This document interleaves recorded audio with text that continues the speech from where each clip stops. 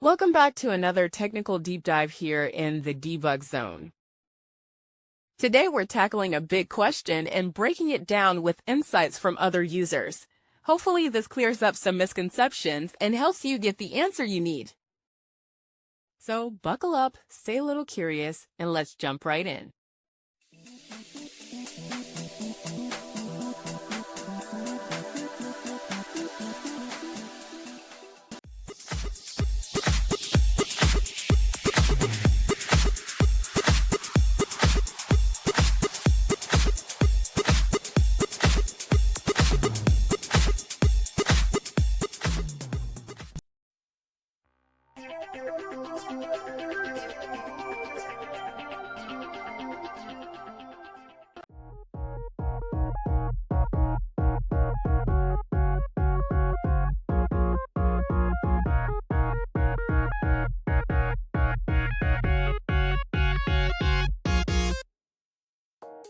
And that's a wrap.